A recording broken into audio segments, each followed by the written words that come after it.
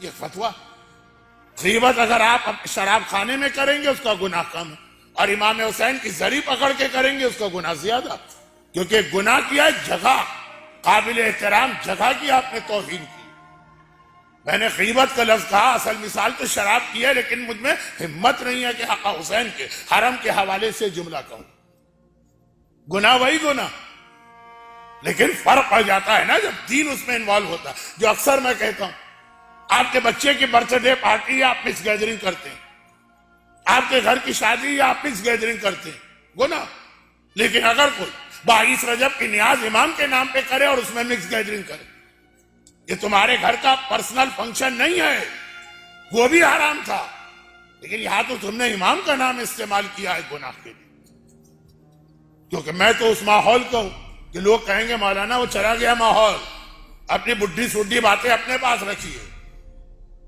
کہ ہمارے یہاں تو بچپنے میں نہیں، اپنی جوانی میں بھی میں نے دیکھا کہ 22 رجب کی نیاز ہمارے گھر کی خواتین پکاتی تھی، خاص غسل کرتی تھی، کوئی غسل اسلام میں اس کے لیے الگ سے نہیں، پاکیزہ لباس پہنتی تھی، مٹی کے برتن، کورے برتن کبھی استعمال نہ ہوئے.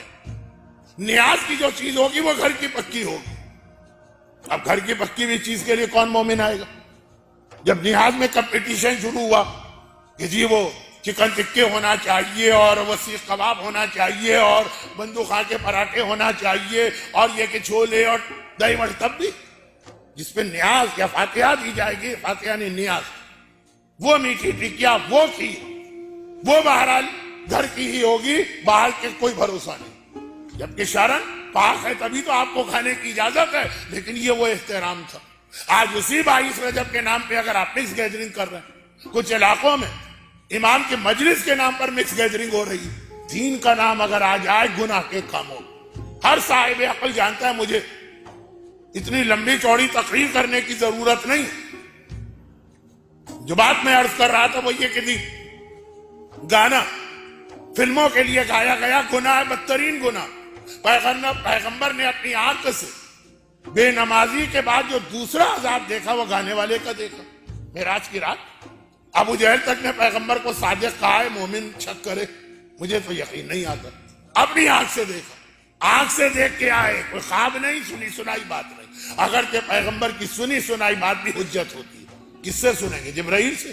کس سے سنیں گے؟ اللہ سے. خیر، تو اب خلاصہ یہ یہی گانا اگر دین کے نام پر ہو، کیوں تمام مجتہدین نے لکھا تلاوت قرآن گانے کے انداز میں کرنا حرام ڈبل گناہ، اذان گانے کے انداز میں دینا حرام ڈبل گناہ، مرثیہ نوحہ قصیدہ گانے کے انداز میں پڑھنا ڈبل گناہ. اس لیے کہ جب حرام دین کے نام پر ہو جائے. لیکن یہ تو بیچ میں